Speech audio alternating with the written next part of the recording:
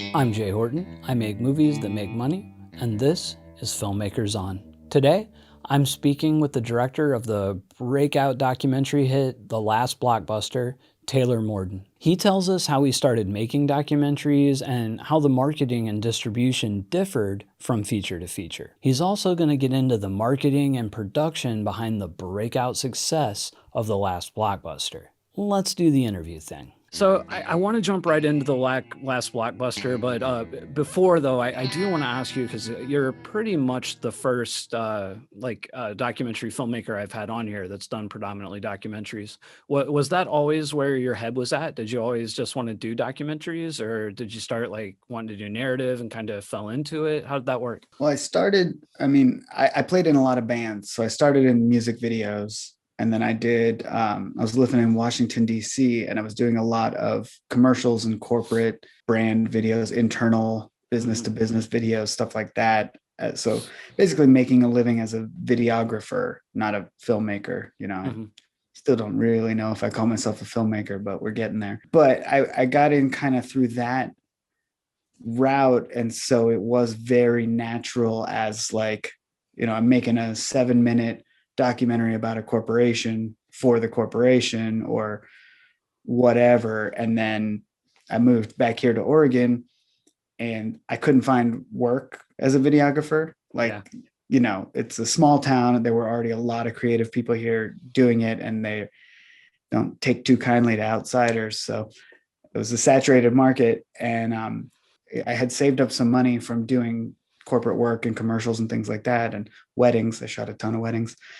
And I asked my wife if I could try making a documentary for like a year. And if I can figure out how that can be a job, then I don't have to go work at Best Buy. And she was like, okay, you get 1 year, but fill out that application just in case. Right. And that was 5 years and 3 feature films ago. And I never had to get that job. So it worked out. I'm going to go back over the other stuff after we do Last Blockbuster, but I want to get into this first. So I saw a trailer for this. I can't remember when I saw the first one, maybe 6 months ago or something like that. I can't. And I remember my first reaction, my honest gut reaction was like, slap myself upside the back of the head, and I was like, why the hell didn't I think of this? Besides the good creative aspects of it, it's a good piece of work, but just from a marketing standpoint, I was like, oh my gosh, like this almost, and nothing really markets itself, but it's the closest thing to it.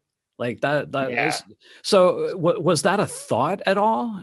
Like in the genesis of it? Like how did it come about? Yeah, so it kind of was the genesis. So this week it will be 4 years from when I first stepped foot in that Blockbuster and asked them if I could bring cameras by. And 4 years ago, no one was talking about Blockbuster. It hadn't quite reached nostalgia level yet. They closed down in 2014. This was 2016, 2017. So it only had been a couple of years since you could just go to one. Basically, I grew up loving movies and movie rentals and video games and pop culture. And you can see around me, it's like my thing. And my first 2 movies were 90s nostalgia based.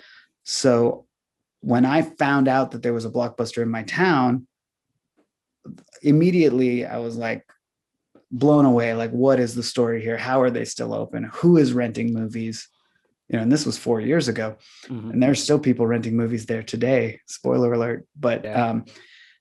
The marketing aspect, I think it comes from playing in bands and doing like DIY and hawking t-shirts and all that for 20 plus years. But, when I walked in there, I knew that I would watch a documentary about it.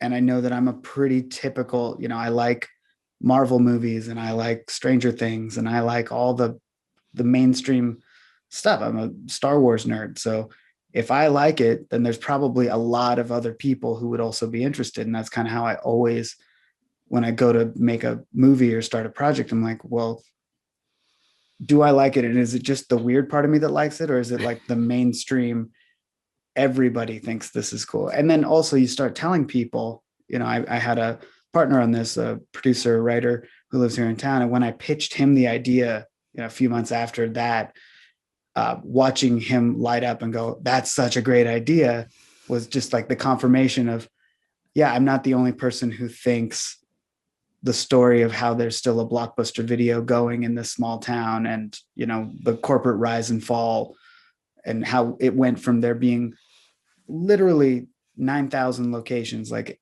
it was as prevalent as Starbucks, to now there is one. But when we started, there were 12.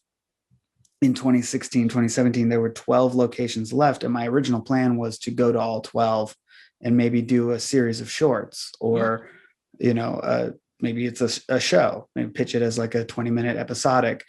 But what happened was, as fast as I could get in touch with them and say, okay, I could raise a little bit of money because they're in Texas and Alaska and all over the place.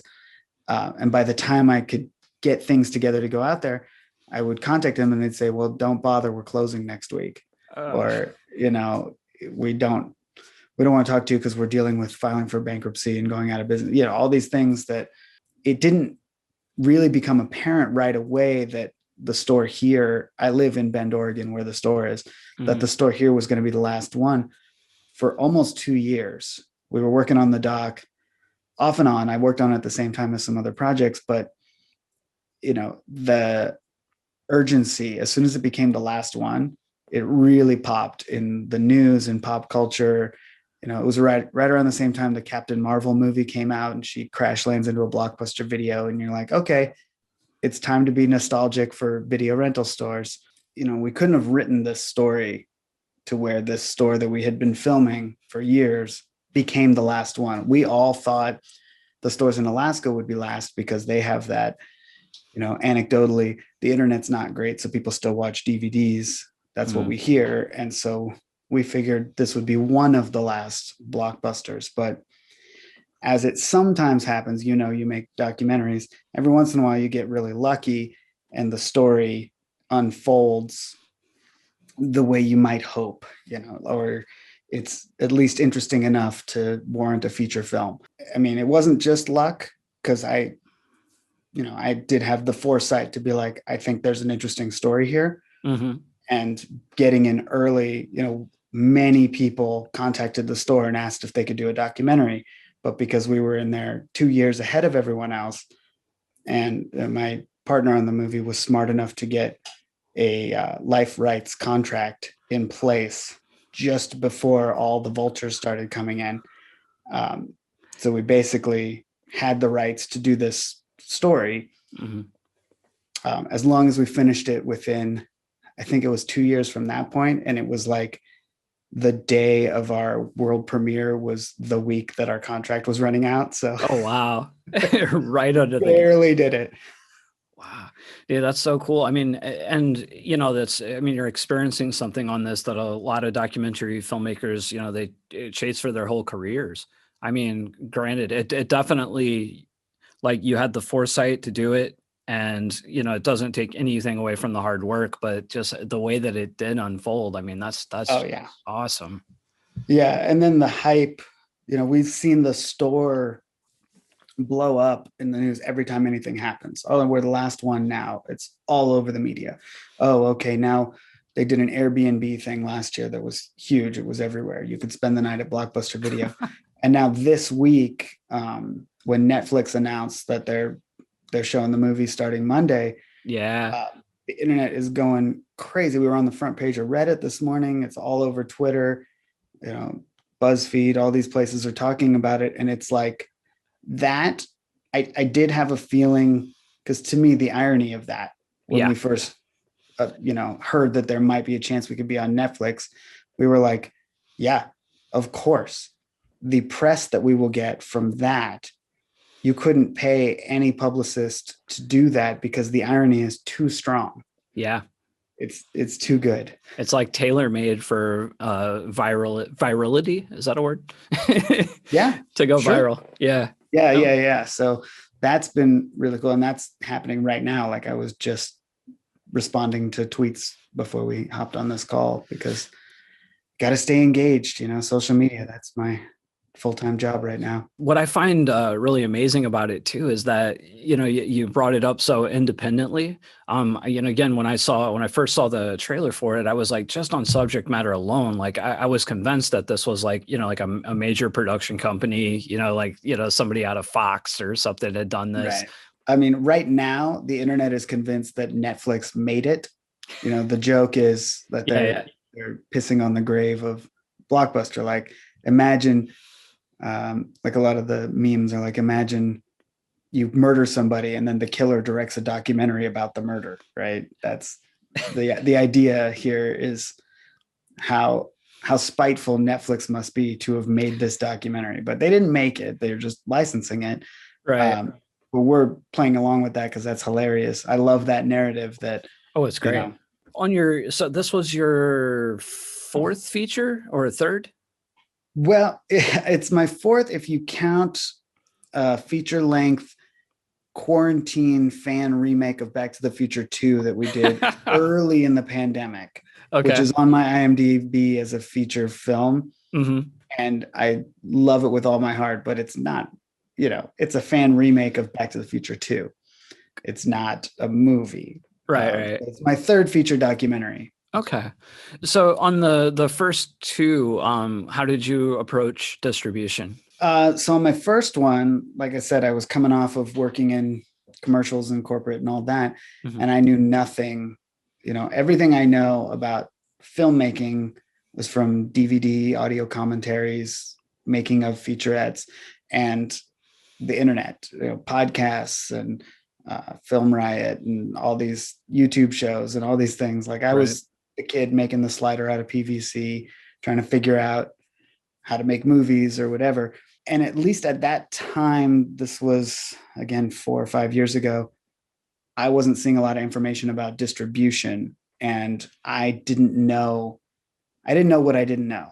Mm-hmm. And no regrets or anything, but I made that first movie. It was about a band, and I made it working with the band in their current iteration. My marketing plan was tap into their audience. We did a Kickstarter, so I had all their email addresses. I had somewhat of a plan, but I didn't know anything about distribution. I didn't know how you contact distributors, how you submit a film, how you do anything. And the biggest thing I didn't know is at that time, I could have put it on Amazon Video Direct and didn't know about it for another 2 years. So when my second movie came out, I did know. I had learned a lot from the first one. First one we did tiny theatrical, like 4 Walton theaters in the band's hometown. And mostly I sold DVDs to the fans of the band directly through the Kickstarter and then through Facebook ads. I had DVDs and I had Vimeo. I knew about Vimeo on demand. So that was my entire release of my first movie. And it made money. Like I didn't have to get that Best Buy job. So because it broke even from Kickstarter, it didn't cost me anything to make it. Mm-hmm. So then the first DVD I sold was profit, basically. I think there's something to be said for doing that way, if you had known about Amazon and maybe had that, easy audience on SVOD, you might never have, but put in more of the groundwork on the marketing side, which you really need to do in order to sell a TVOD title. Yeah. Well, to be fair, I never did SVOD with Amazon. Mm-hmm. I don't believe in it, kind of from the standpoint of by the time it came on my radar, they were paying 7 cents an hour. It was still decent. Right. But because my movies were so niche and so targeted, the second one is also a music documentary. It's about ska music, which I played in ska bands. I know ska bands. I know the audience. When you have something that targeted, to me, it's like, I know how to get through to this audience, and for however many more people you're going to get who would watch it if it were free, most of the diehard fans of The Thing would pay the $3.99 to rent it.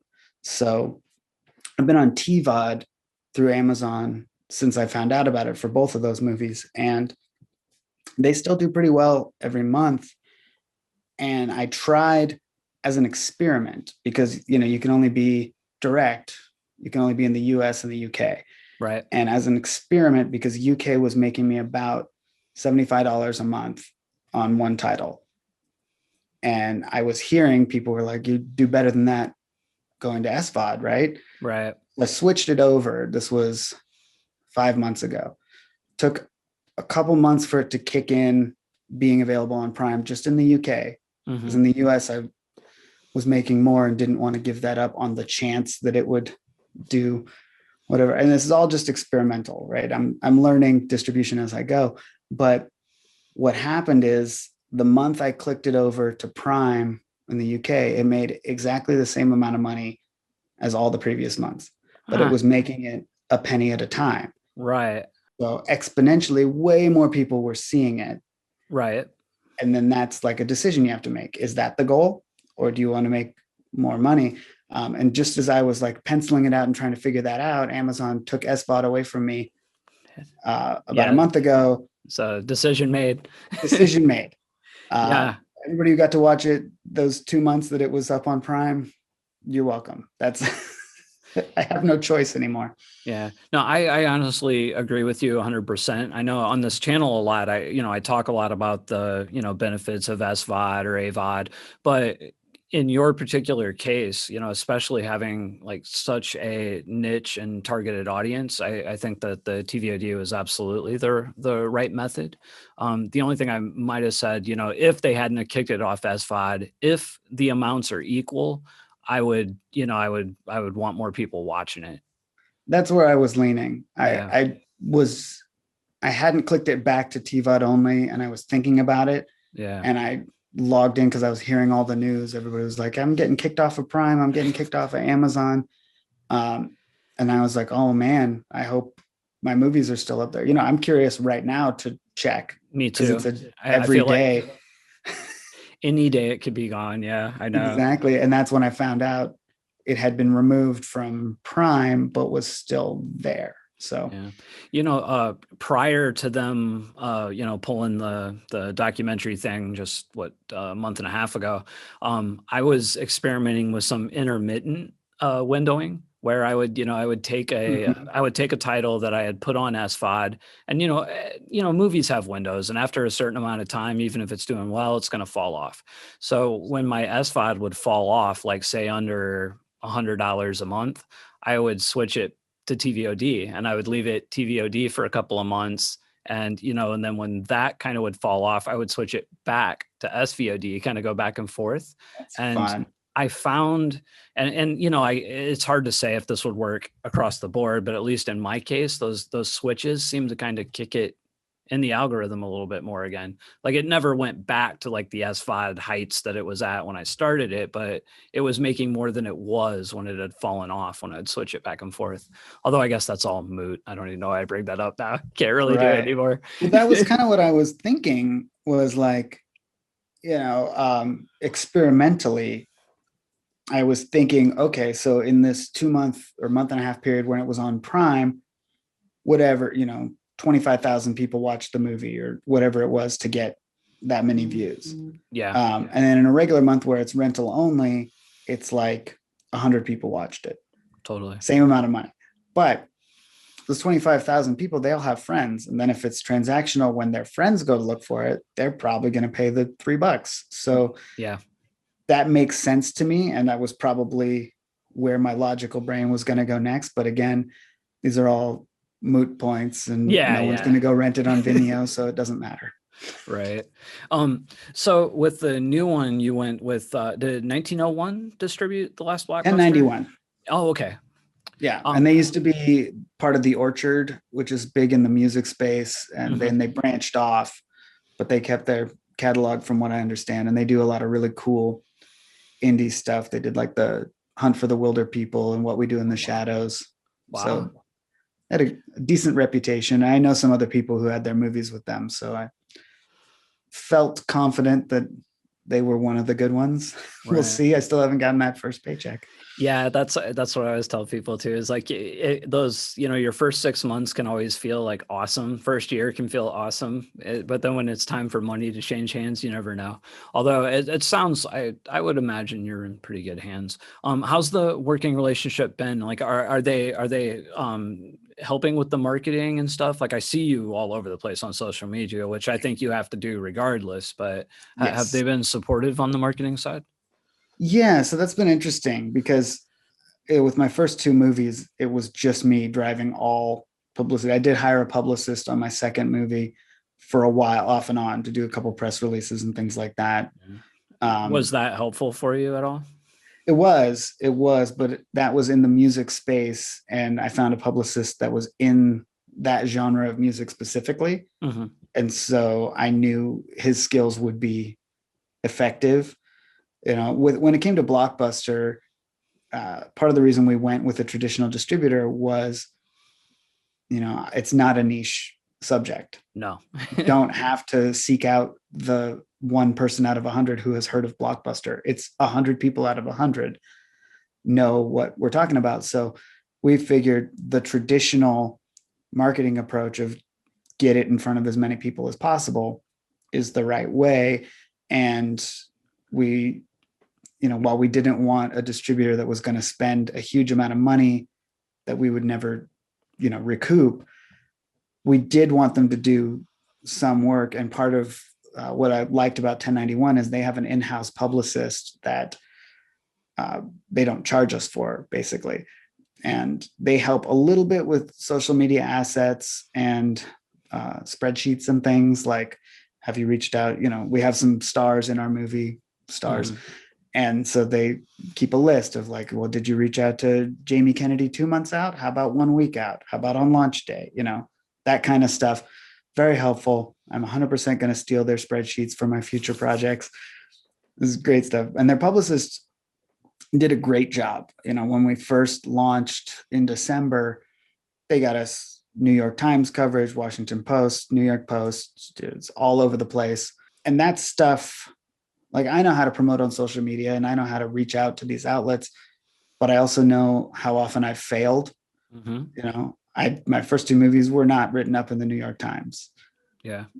And part of that is Blockbuster. I know that we have a different thing here that's mm-hmm. like easier to push. Yeah.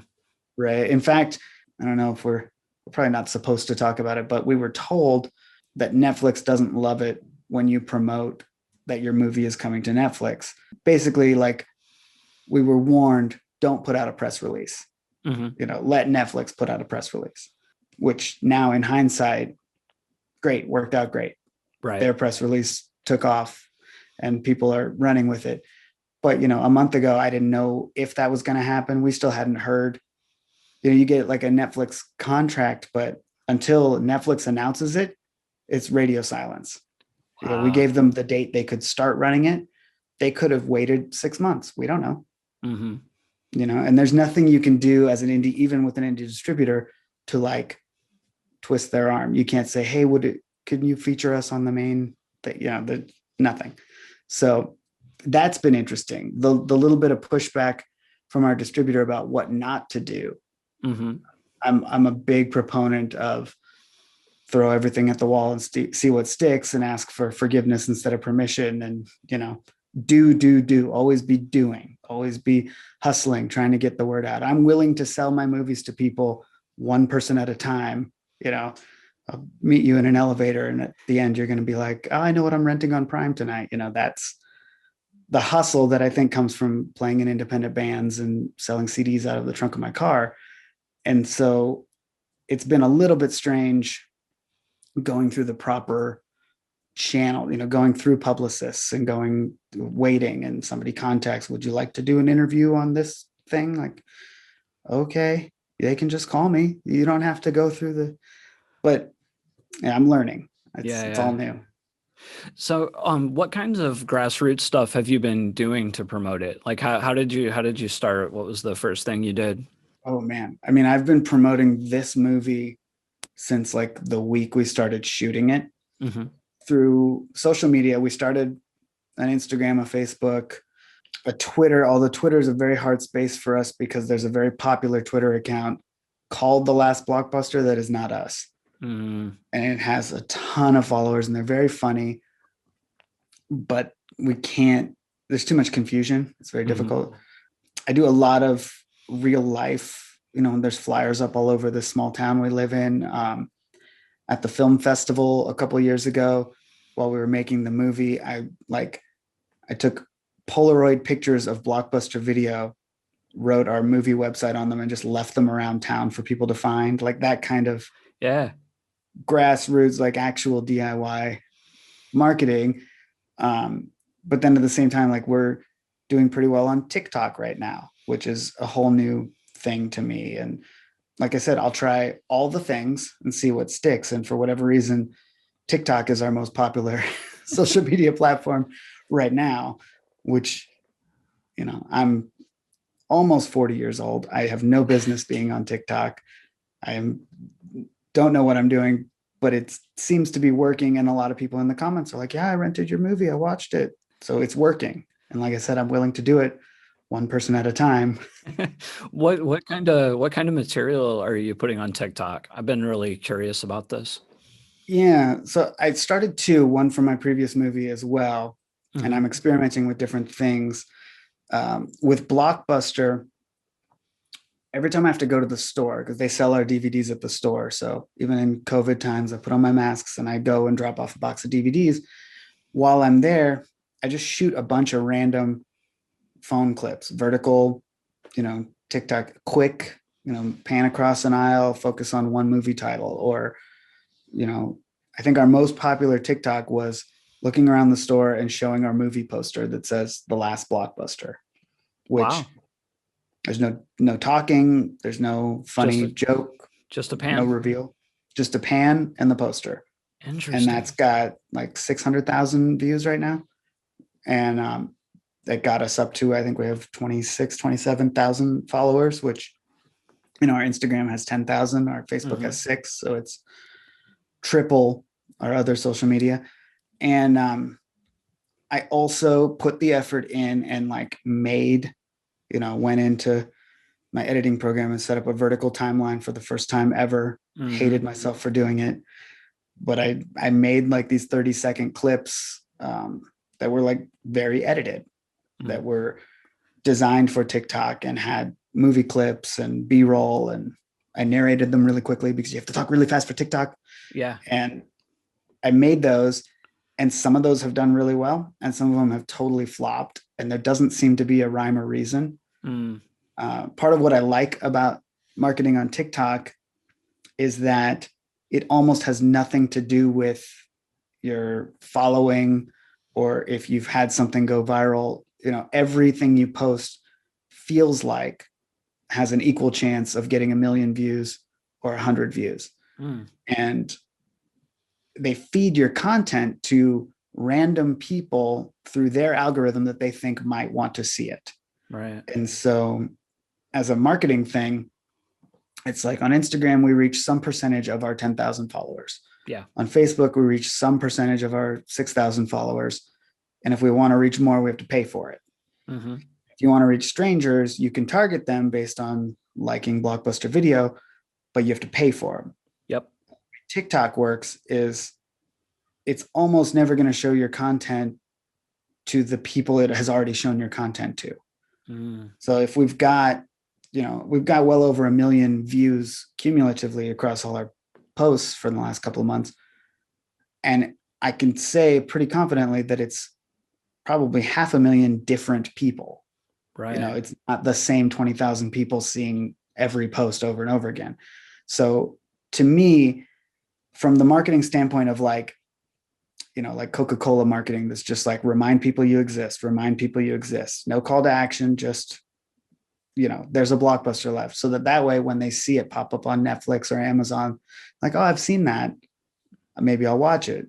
From that standpoint, I think it's very effective. Like you're reaching a totally new audience. And there are more people over 30 on TikTok now than there used to be. Yeah. That was my fear going in, is like 15-year-olds do not care about Blockbuster Video. I know this. Right. So, but we were at a film festival, and one of the moderators or the festival host people, she told us, you got to get on TikTok. It's blowing up for people our age because of the pandemic. Everybody's at home and they're like, what's TikTok? I heard about it. And boy, was she right. It's full of people of all interests, and you kind of get pushed down these rabbit holes. So now I see all the posts about VHS and video renting and all that, Mm-hmm. but those people see us too. And it's not because they're following us, and it's not because we're following them. It's just algorithms. Right. How many times a day on average do you post? Or how often do you post, I guess would be a better question. I've heard you're supposed to post 3 times a day. Mm. Now, as someone who can't go to Blockbuster Video 3 times a day because there's a pandemic, like I was there yesterday. I had to drop off some stuff. I shot like 5 quick videos. Mm-hmm. I don't have 3 posts a day saved up. So when it was working well, a month ago when I was really into the TikTok, I was posting 3 times a day. Now it's like once a day, sometimes every other day. Mm-hmm. And that's just because it's hard. It's video content. Yeah. You can't just recycle stuff. And for whatever reason, they don't like movie clips. Right. I was going to ask. You just use part of my trailer. You can, but it'll get like 500 eyeballs on it. It's not Right. almost not worth the trouble. And when you import something, if it's not already vertical, it's very small and letterboxed. Yep. And people immediately scroll past that. They're like, this is not content that was made for me. This is marketing. So in that sense, it's more difficult because I need to go to Blockbuster Video and like shoot a clip of a human being picking up a rental box, and that's going to go viral. And there's nothing I can do from home to make that, you know? Right. That makes sense. And are you making use of hashtags or like SEO in the posts? Does that matter? I've heard both. Yeah. So I've been watching a ton of YouTube videos about TikTok for marketing. Mm-hmm. After this nice woman at this film festival told us about it, I was like, okay, well, I am stuck at home and I could learn a new skill. I don't think I've learned it. I think it's totally random. But the tips I've learned are hashtags can matter, but they don't always matter, and don't put too many, Mm-hmm. and don't reuse the description. Like I was putting our website in the description for a long time, and it seemed like the more I did it, the fewer views we would get. So then I stopped doing it and the views went back up. It's a very picky algorithm from what I can gather. Like I said, I'm no expert, but it is performing better than Facebook and Instagram combined, and way better than Twitter. So I'm kind of running with it. So what's going to be the follow-up for you? Do you know yet? Oh, movie wise? Mm-hmm.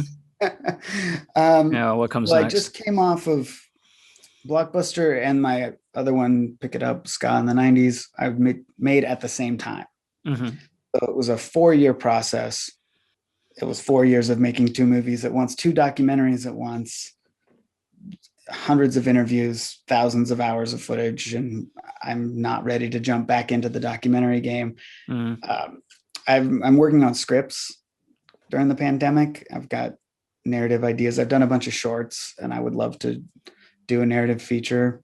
I've worked on a couple of edited and DP'd features, but I haven't directed a narrative yet. So that's kind of what I'm hoping. But I also know what promoting a movie like this entails. Mm-hmm. You know, my previous movie came out 18 months ago, and I'm still, you know, pushing it so hard. I just did a Blu-ray sale this month that I was just trying to make room in the closet for more things, because I love physical media and I will ship Blu-rays out of my garage for as long as it takes to get them into the hands of people.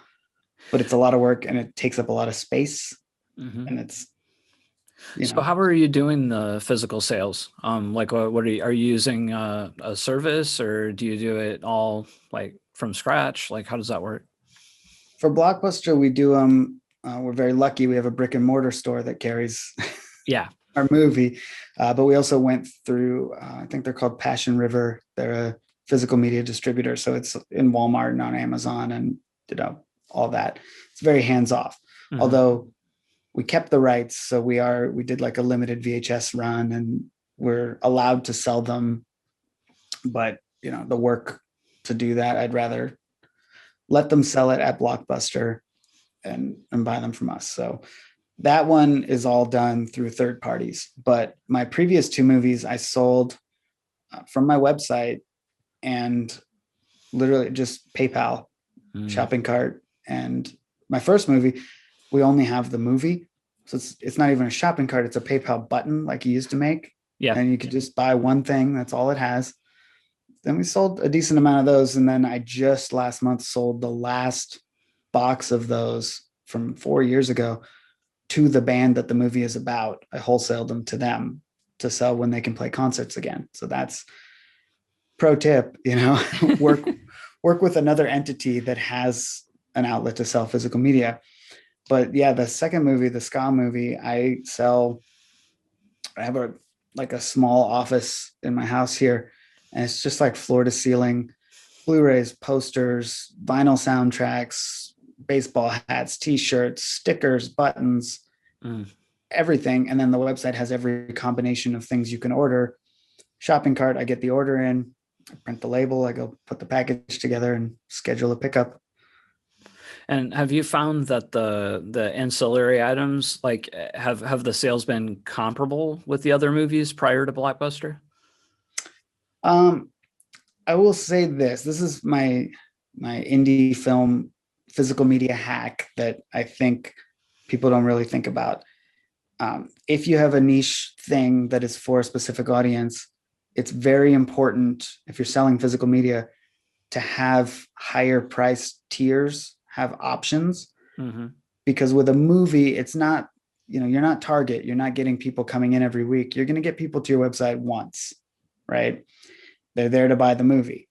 But if they love the thing the movie is about, and you have a $20 option and a $50 option, and the $50 option comes with some bonus thing, you'd be surprised how many you sell of the $50 option. And, the profit margin it's kind of like you're selling two movies at once, right? Right. And that on a per customer basis, if you're only going to get them through your web store one time, why not have all the options if you can afford to manufacture them and ship them out? It's not easy. It's a lot easier to put a DVD in a bubble mailer and put it out the door. I have to pack these boxes, and they've got sunglasses and a poster rolled up. And I was the idiot that put on the website a little pull down menu for, would you like your poster signed? I'll sign your poster. So like half the time I'm signing the poster, rolling it up, putting it in the box. It's a whole thing, but I don't mind doing it because of the DIY nature. If I could, every day I'd be out making a movie. I love that part. Yeah. I love being on set with a camera in my hands, but I can't because I just can't, especially now. But I can feel that like connection to the audience by packing up a little box of goodies and, throw a little note in there, an extra sticker or something. And again, that comes from being in bands. Like when you order a CD or now a vinyl record from an indie band, they're going to put a little note in there and say, thank you for supporting independent music. And they're going to throw in some stickers and a cool poster or something. And that always stuck with me from a young age of like, oh, I'd rather buy something from them than from Target or Walmart, because Walmart doesn't care. Right. But independent artists do care. It's the same reason if I watch an indie movie on Amazon, I'm going to make sure I leave a review and, give it the 4 or 5 stars, whatever I think it deserves, but not if I didn't like it, because that's mean. Yeah. But, it's that level of interaction that independent film and indie music has with its audience that, I love Marvel movies, but I know Mark Ruffalo doesn't care what I think of the Marvel movies. Right. Kevin Feige doesn't care what I thought of WandaVision and Favreau doesn't care if I like The Mandalorian, but indie filmmakers really do care. And that's a unique relationship. I think at least the kinds of indie filmmakers that I like to socialize with, we all care. I would love to hear what anybody thought of my movie, whether you liked it or not. Mm-hmm.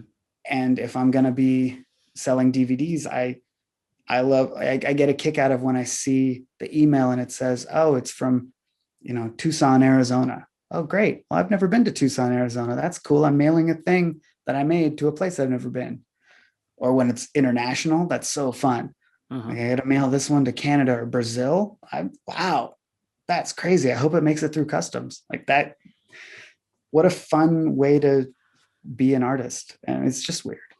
No, that's a really good way to look at it because, so many filmmakers and, myself included sometimes in the past, like I've shied away from a lot of physical sales because of that. It's like, oh, I don't want to do all the physical mechanics of it. But like the way you flipped it and rationalize isn't the right word, but the spend you put on it, like that's really cool. It is work. Don't get me wrong.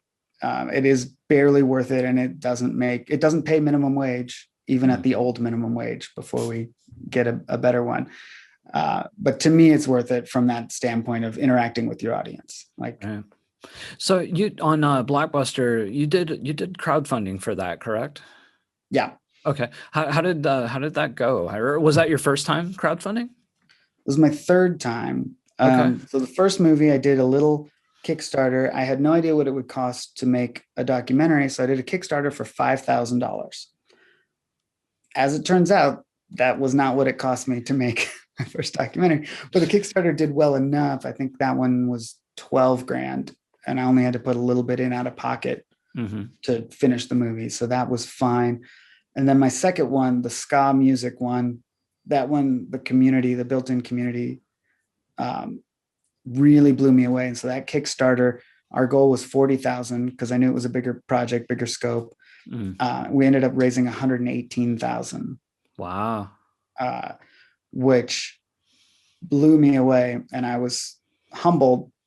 We put most of that money back into the movie and into sunglasses and t-shirts and posters and publicists and lawyers, and how it is. Yep. And that one was in 2018. And like I said, I was making the two movies at the same time. So I had already started on Blockbuster when we were doing this Kickstarter for the other movie. And that was kind of what my partner and I were like, we should really do one for Blockbuster. I think we decided the day they became the last one in the United States was when we were like, we need to do a Kickstarter, not even so much to raise money for the project, but to stake our claim, to put it out into the world that we're making this movie so that other people don't. And so that, maybe at that time we were also hoping, like, if we put it out into the world that we're making this, maybe a big production company wants to swoop in and give us a couple $100,000 to finish it. Right. So that was the plan. And we raised less. We didn't have any time to prep for that Kickstarter, which you need like 6 months of prep to do it successfully. In my experience, the successful one, the $118,000 one, we prepped for 6 months. I had, 45 days worth of social media assets and everything built, and we knew the marketing plan. And we worked with a company on that too, a Kickstarter help company. Like, they do the fulfillment, but they also coach you on, like, now you do your stretch goals and now you do this and all that. So that one I learned a lot from, and we applied it to Blockbuster, but because we had no time to really build up to it. And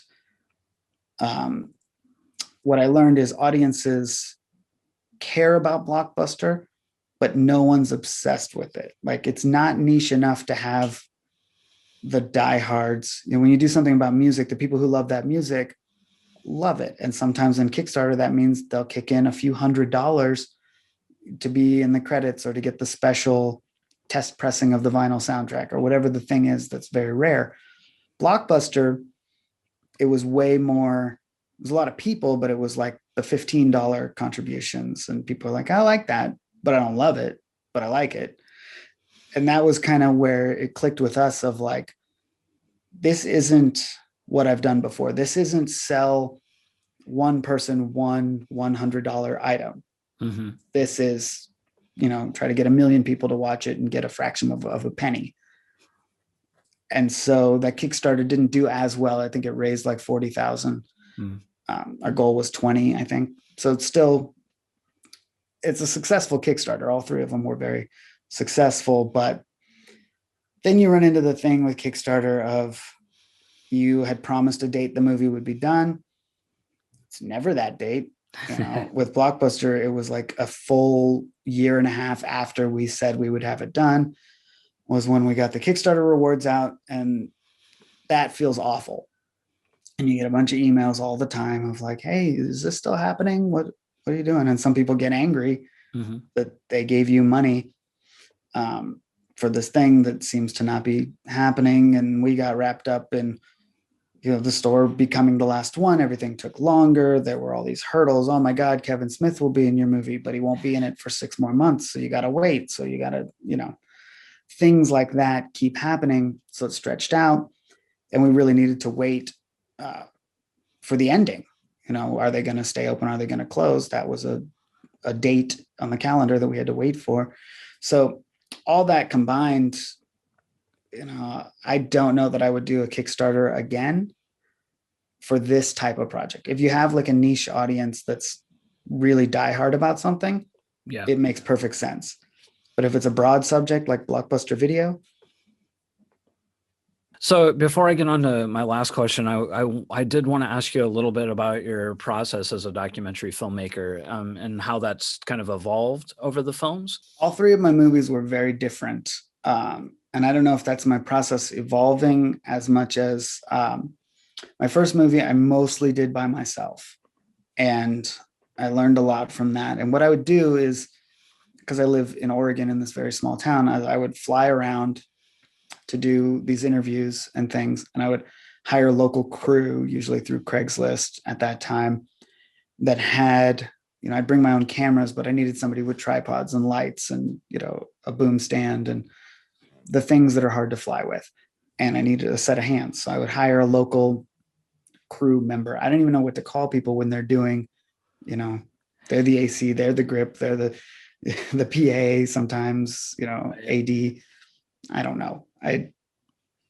I've been on real sets, but not long enough to learn what everybody does.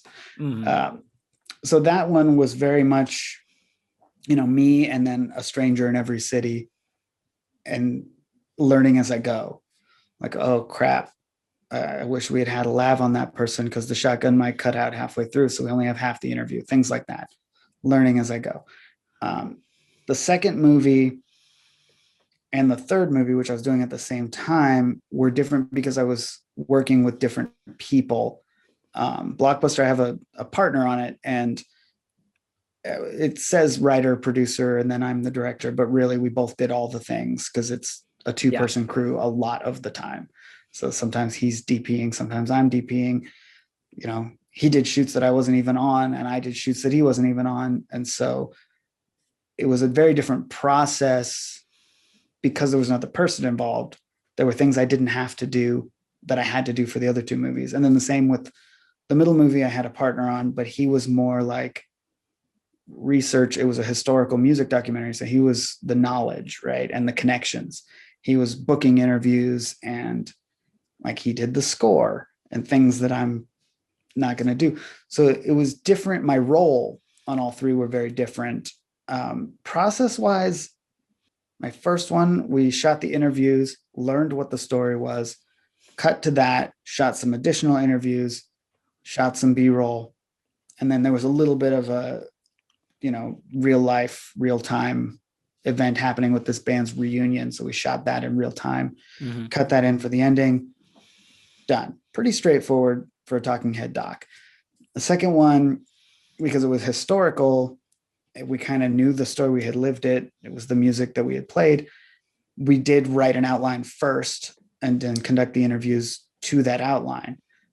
Then things changed because you get new information and new perspectives. And so we basically have a list of questions for the first interview, and we'd keep adding to it or crossing stuff off that no longer applied. The scope was really big. We did well over 100 interviews for it, and that it did change as we went. And like the final interviews, I had already had a cut of the movie. So I'm like, I only need you to talk about these two things and just be real, speak in bullet points, Right. that process. And then there was a lot of research and writing for these narration bits in between. And we had an animator. We did cartoons, which was really fun. That is cool. Totally different process. And then with Blockbuster, it is mostly real-time stuff happening at the store from a filming standpoint. So the way Zeke, my partner, and I did it is whatever camera we had at the time, and it changed over 4 years. A7S, FS5, Blackmagic, whatever we had at the time, we kept packed and ready to go with charged batteries by the front door. And we would get calls from the manager of Blockbuster of like, hey, the New York Times is here. You want to come film this? Or there's somebody here from Spain who flew all the way here to visit the store. Come down here. And the worst one was, hey, Ron Howard was just here and you missed it. What? But we kept our camera bags packed and ready to go at the drop of a hat because of things like that. And then that one, it's the story of the store that's unfolding in real time, but also this nostalgic look back at video renting. So we did do these interviews of like comedians and actors and, Kevin Smith, Ron Funches, Adam Brody, names. And that was also my marketing brain going like, I love the story of this store, but we have a better shot of selling it if we can get Quentin Tarantino or Kevin Smith in it. Yeah. Like I said that week one, and we eventually did get Kevin Smith and did not get Quentin Tarantino, and that's fine. So that was two separate things. And the interview one was done very similar to the other movies of like, we had an outline, we asked questions to that. It changed as we went and done. But the real-time stuff, it would just happen. And sometimes we would miss it and we would go to the store and ask the manager, hey, can you just tell us what just happened? It was very much like reality TV. Like I've worked on some reality TV stuff, and it's, set the person down, have them describe whatever just happened. So you have audio for your footage, that kind of thing. We did a lot of that. In post, do you have everything transcribed and do paper edits, or do you just like go for it? I've never had things transcribed. My first two movies I edited for the most part, and I edited as I went. So I finished an interview, pull out the parts I thought were good, throw them into a master timeline. And then by the end, I had this 7-8 hour long timeline that's only good stuff. Right. And another folder of good B-roll. Yeah. And then it's just a matter of whittling 8 hours down to 90 minutes. Blockbuster, we did hire an editor on. We looked around and we went with a guy. We were going after Barry Polterman, who had edited American Movie, which is one of my all-time favorite docs, and it's very funny. And then he was busy, but he recommended someone else at his company named Tim Skousen, I think, who had done the Raiders documentary. I don't know if you've seen that one, where the people recreate Raiders of the Lost Ark. Yeah, it's great. It was a great fit. The tone was exactly what we were looking for, like a funny, informative, upbeat pop culture doc. And we landed on him. And basically, my partner, Zeke, because he's a writer, he wrote an outline that was like what we thought we had. We knew from the footage of like, we think this happens, and then we think it parallels this other story nicely. And here's where we think the act breaks go. And, here's the outline, and then here's 5 terabytes of footage. And then 6 months later, we got our rough cut, and we were blown away at how much he nailed the tone. There's nothing as nerve-wracking as waiting to get an edit back from kind of a stranger. Yeah. I didn't know. I'd seen his movies. We talked on the phone about what we were going for, but like, I knew what we had shot. I knew what I might have edited. And And then when we got that back, we're grinning ear to ear. I think all we did from that first cut to the finished movie is shorten it a little bit. And then I think we added the Adam Brody interview, which was shot after the movie was done. Right. That's But great. that was the process. And then it was just notes back and forth. I don't think he ever had anything transcribed because we were feeding him stuff as we went. You know, he had footage. Well, we didn't know what the ending was because it hadn't happened yet. We were still shooting, but we just wanted to get an edit done. We're just like, leave the ending, just leave it, you know, build up to will they open or will they stay open or will they close? Yeah, that's the arc, right? Narratively, it seems like it. That's what they're feeling at the store. We won't know the ending for you for a few months. So just edit as if there's an ending. All right, man, Taylor. Well, it's been really good talking to you. Yeah, you do. And if people want to follow you or anything, are there some social media places you'd like to point them towards? Oh man, there's lots. I'm just me on Facebook, and that's me. Pop Motion Pictures on Instagram, and then I'm most active on the Last Blockbuster movie accounts on Instagram, Facebook, and Twitter, and TikTok. Last Blockbuster. And then my other movie, the Ska documentary, I'm pretty active on there. It's at Ska Movie on all the platforms. Cool. All right, man. Well, thank you very much. Don't forget to hit the like button. But whatever you do, keep making movies.